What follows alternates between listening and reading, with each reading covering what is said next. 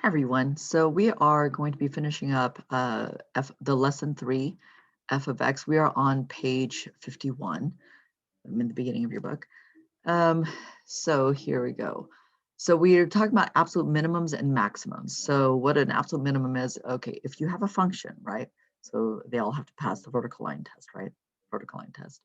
And the absolute so if you have your highlighter here, this is what I would highlight. It says if there's a point on the graph of a function that has a y-coordinate that is less than the y-coordinate of every other point, that's going to be minimum. That's going to be called the minimum, right? So basically, it's the lowest that the graph is ever going to go. Okay, we're just looking at the y part, not the x part. We do not care how far left or how far right, just how high and how low. All right, and same thing with the absolute max. That'll be the highest point, right? And we call the absolute max because there are things where it's like just in that area it's the maximum, but not as a whole graph. We call those relative mins and maxes, but we're not dealing with that here. Algebra 2. All right, so if you take a look at this one, this has arrows that go all the way up. So this one definitely does not have a max or a min. So this one, A goes here. Oop, probably should not write with highlight. We'll write with blue. So A goes here. Does not have a min or a max or an absolute min or max. J, if you notice right here, the lowest point, because all the arrows are pointing up, right? So the lowest point here, that is a min, right? So this one has an absolute minimum at 0, the y value right here, right? And if you look at P, remember this says, you're like, oh, at -2. But remember this says if there's a point, right? So there's no point, there's like a whole bunch of points, right? So this one, P does not have an absolute min or max. So P is going to go right there. And we're going to go to the next one. And again, all these cards are going to be at the back at the end of lesson 2, the sort of sorts. That's where all the, so if you want to cut those out and use them, this will be the time to do that. We are going to be gluing them into our books later on. All right, and if you look at B, again, both arrows are pointing down, and then there's this highest point right here. So that right here, the max is going to be at 2. And that's going to be our absolute max. There it goes, because that's the absolute highest that graph is going to go. And same thing with E. This point right here is the max. So we got another one. And H, both arrows are pointing down. So we have an absolute max at 0, right? That's as high as it's going to go. So we have another max there. S, you have a min right here at -2. So that's going to be min. And again, for these ones, and honestly, if you haven't already, try doing these by yourself and then press play. So, you know, you can try and your brain can try and figure out a thing, right? So this is going to be a minimum. Lowest point there is 0. And this one is going to be, remember, maximum.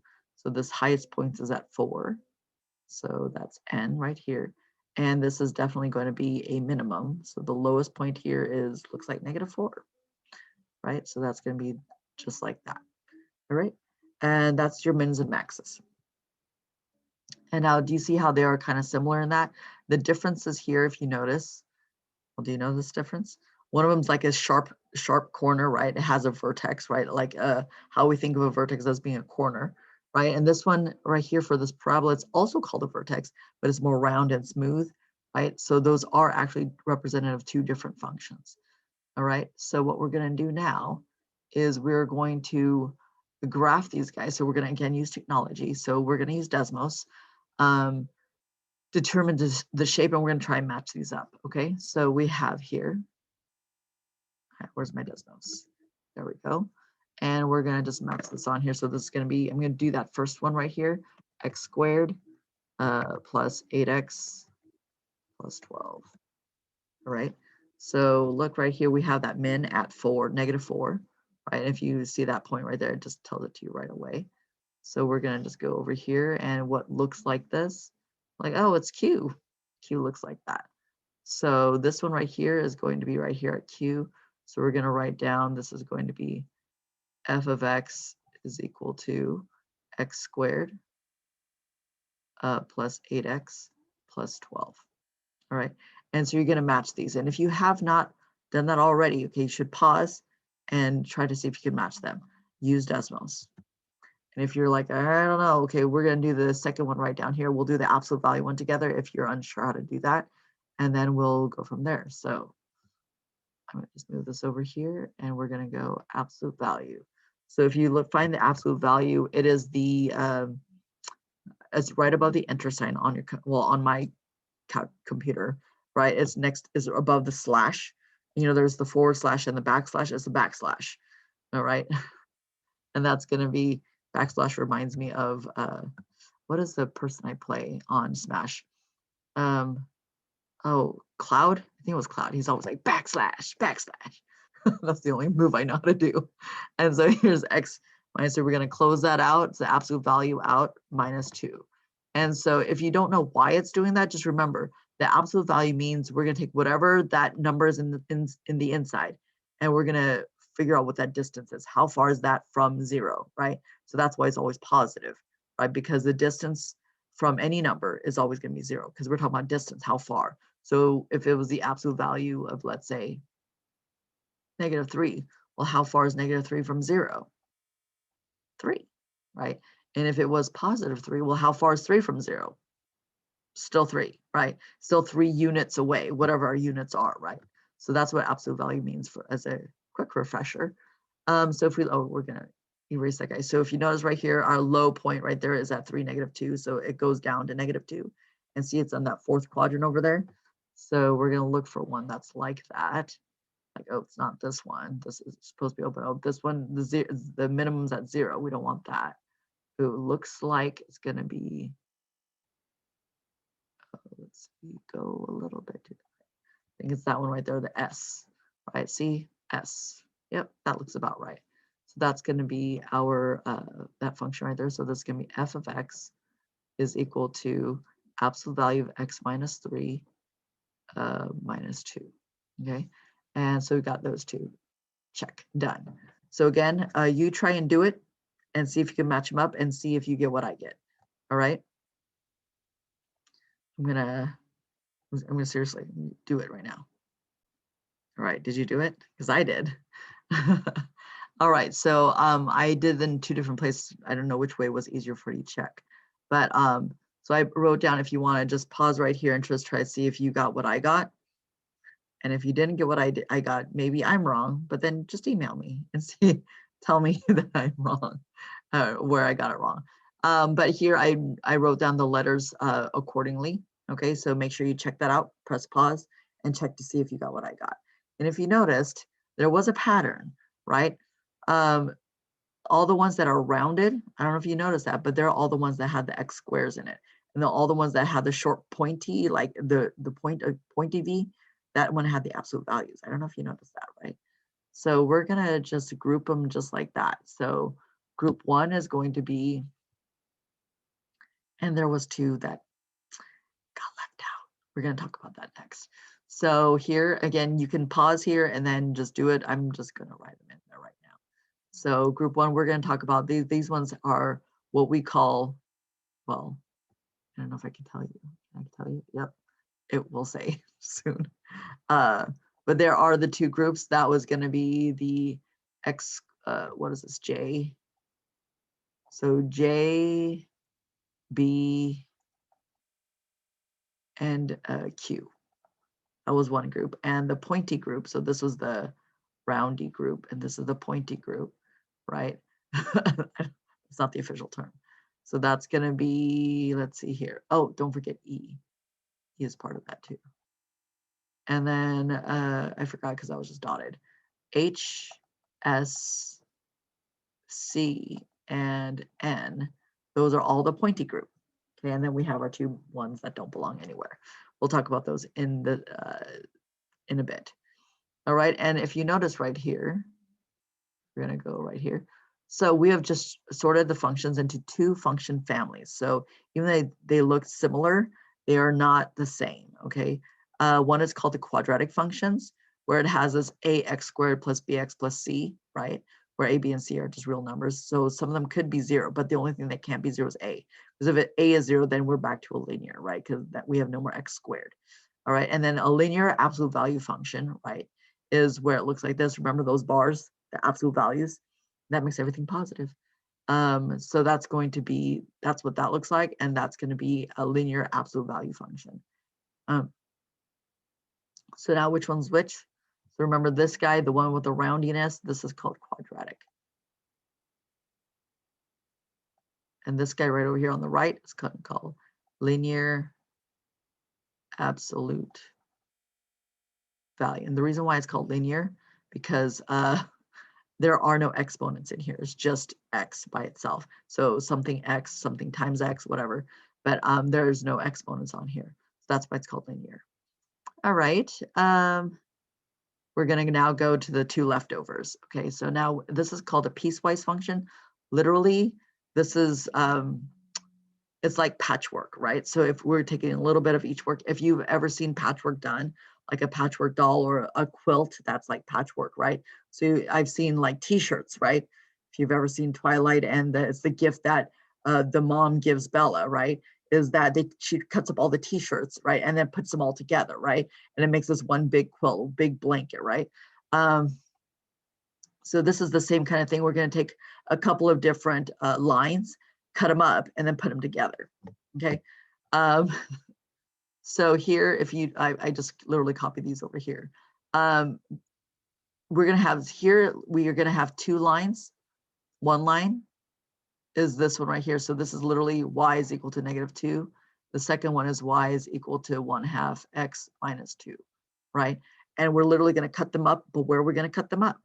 This is what tells you. So this is the domain. So it says anything that's less than 0, we're going to use this equation. Anything that's greater than or equal to 0, we're going to use this equation. Okay, so that's how we tell. Okay, so now does this go for A or P, right? And I'm going to look at this right now. I'm like, oh, this looks like there are 3 different separate, what is it called, functions or lines. This one looks like it only has 2. So I'm going to just switch these 2 guys around. So this one looks like it goes for that. This looks like it goes for this one. Okay, see how this has 3 separate pieces, and one of them being a constant, which means that goes straight across. So it definitely has that in the middle, right? And so I'm going to show you how to do this on Desmos. So if you take a look, and we're going to X this out too. Let's take those out. So what we're going to do is we're going to just first copy that down. So this one, Desmos does not understand just a number, because if I just put -2, it's like, it doesn't graph anything because it doesn't know that I want it to graph it. So I go y equals. This is the only time you need to do that. So here's my y equals -2. See how it's down here is that whole thing. And then if we go to the next one is 1/2 x minus 2. We're going to go 1/2. I'm going to get out of that part. X minus 2. You got to make sure that x is not on the denominator, because if it is, we're now in algebra 2 realm, right? That's going to get complicated. So now notice this looks exactly like this almost, right? Except we have some stuff that we want to cut out, right? So this is where our domain comes in handy. So we're going to put in, and honestly, I forgot. I think you put in the set. So it's going to be x is less than 0. Okay, and do you see, and it ends it already automatically for you. But do you see how it cuts it off right here at 0, right? So now, and that's how we do these things. And so we're going to do the exact same thing for the one on the right, for one on the bottom, I should say. So we're going to say this is going to be x is greater than, where's my greater than?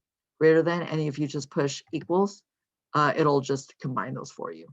Greater than or equal to 0. And notice it just cuts that right off. Yay, you learned a thing. What kind of pictures can you make with this? This is really powerful. This really helps you just cut some certain parts off, and now you can just put them together. See? And if you see the different colors, you can see what which equation represents which part. Okay, which I like personally. And so notice we don't have the arrow here because literally it goes on forever and ever that way. Okay, and then same thing with this, it goes on forever and ever that way to the right. So we are going to just, that's why they put in arrows. Okay, so that's how we do the first one. And I would like you to try the second one to see if you can do it. If not, set days. Actually do it. Just try it. And I'll try it too. So definitely press pause if you want to. So I'm just going to put in the equations.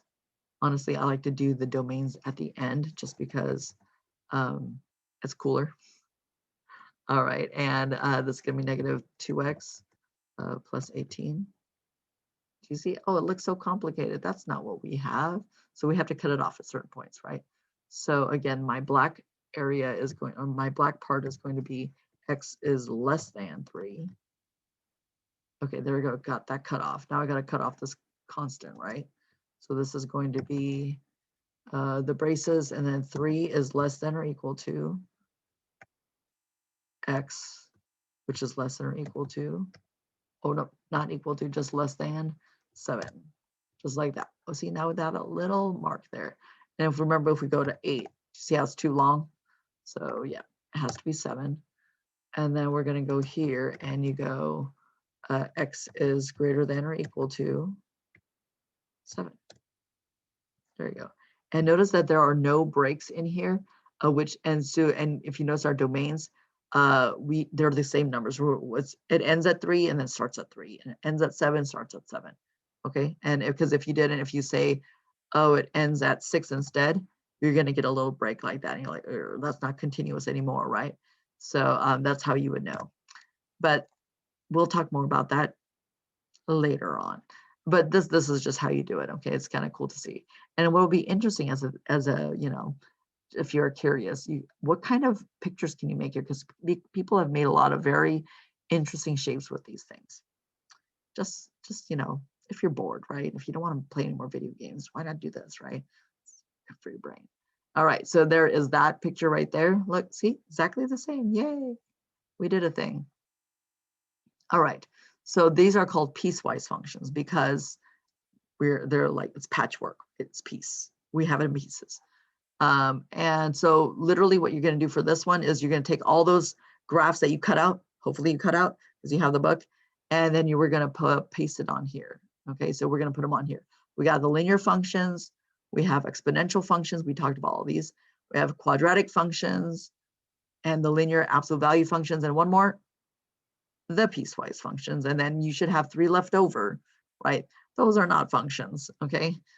So they don't belong anywhere. Okay, you could tape them on your book somewhere else. Okay, so there are a few things. So I would pause right here and start pasting them in. I'm gonna assume you've done that now. And so what I'm gonna do here, I'm gonna just make this a little bit smaller. This is the nice thing about doing this online or on OneNote, is because I can just make these a little bit smaller so they all fit in here kind of nicely. All right, so there are some things that we do know about linear functions. They can be all of these. It could be either increasing, decreasing, or constant, right? So f is increasing, L is decreasing, R is constant. Okay, so just so this is increasing. Increasing, I'm just going to do it like this. Increasing is going to be F, L is decreasing, and constant is R. I'm a little bit lazy when it comes to writing all these things down. If I can make it simple, I'm going to just do that. And notice this is just for lines, okay, for continuous lines. So for okay, I don't know how to spell that. I will get there. Continuous graphs. Okay, because these ones, you were going to have to label them -1, -2, -3, -4, because it's not continuous. So only for continuous graphs. If you have a line, right, your domain is always going to be from -infinity to +infinity. Okay. For your range, it's a little bit different depending. As long as it is increasing or decreasing, it will always be, let's see, it'll always be all real numbers, okay? Because we're always going down and always going up, except for when it's constant. When it's constant, it's whatever that value is. Like for the value of this guy right here, the range is just 2. Because y literally does not change, right? So these are for continuous, and we're going to say increasing, decreasing, not constant, okay? Constant doesn't belong here. So the range is always going to be from -infinity, y. So -infinity is less than y, which is less than infinity, okay? And this is always a straight line. Or in general, lines in general are straight. In geometry, you'll learn that when we say lines, when we refer to lines, we always mean straight lines, okay? And no, that doesn't have this, no mins or max. That doesn't work out like that. Not for these. All right, and then for exponentials, right? So it does give you this form right here, right? This equation. And it will be either increasing or decreasing. So in this case, increasing would be like I, and decreasing would be like either M or G. So it's decreasing. This is what we want certain viruses to do, right? The virus that shall not be named. Okay, and we don't have any constants. That's not an exponential at that point, right? Domain and range. So domain is going to be, so X can be, remember, see how slightly tilted to the left, right? So it's going to be it's all real numbers. So it's going to be from negative infinity to positive infinity.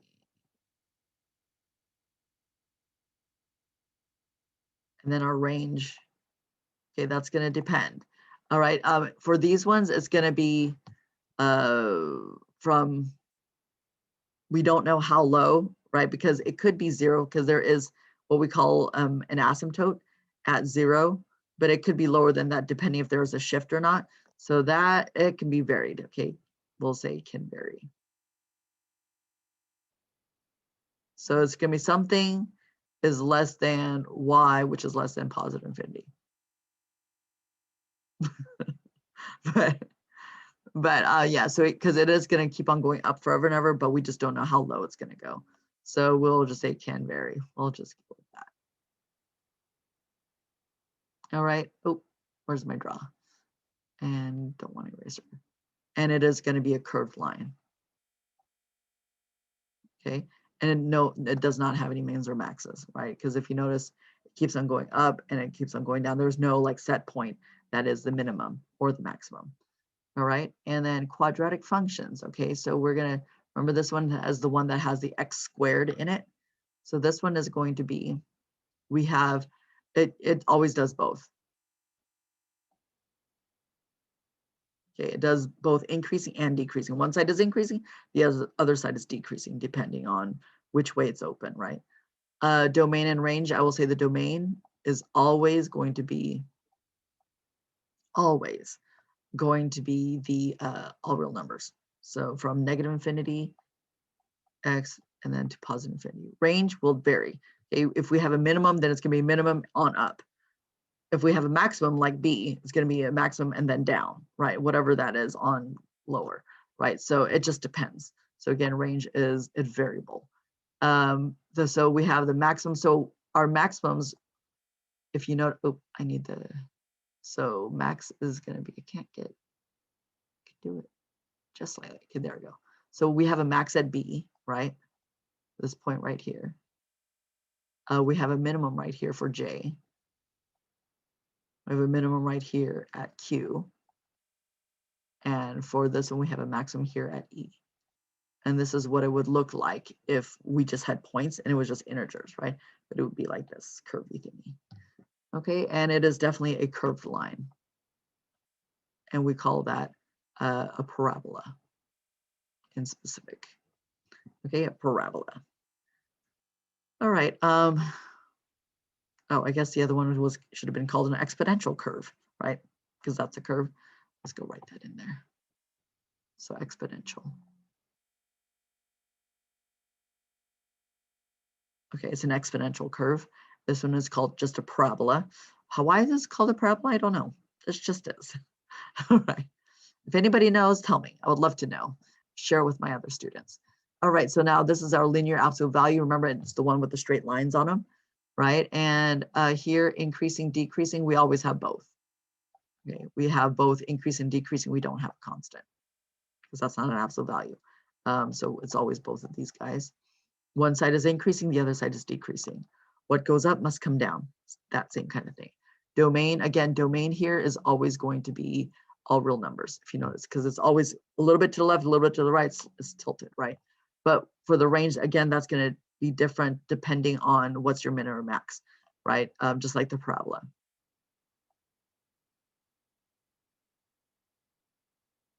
Negative infinity, x to positive infinity, and maximums and minimums. So maximums we have here at, what letter is this? H.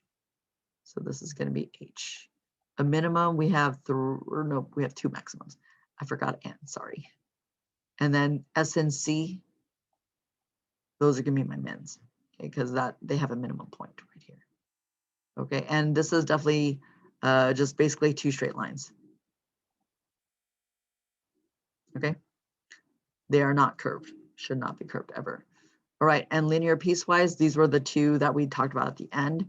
They notice there's no set function that they have. It doesn't look like anything, but usually you'll see it as a set like this. And it'll have like one equation here, like 2x and 3x minus 5 or something like that, whatever it is. And they'll usually say like f of x is equal to, and they'll have like domains here, like, like x is greater than 2, x is less than 2, things like that, right? So that you know. So these are like the conditions. All right, and so increasing, decreasing, constant, it could be all 3 of these, right? So all of those domains, it depends, right? So there's no set thing here on these ones. They go on forever and ever, but they might just stop, like, so they might just cut them off at certain parts. So there's no set thing that it always has to be mins and maxes. So this one it's always going to be straight lines. So it'd be 2 or more lines.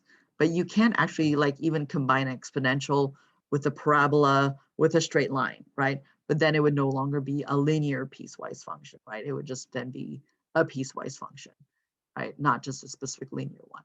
All right. So good job watching this video. I will see you guys later. Bye.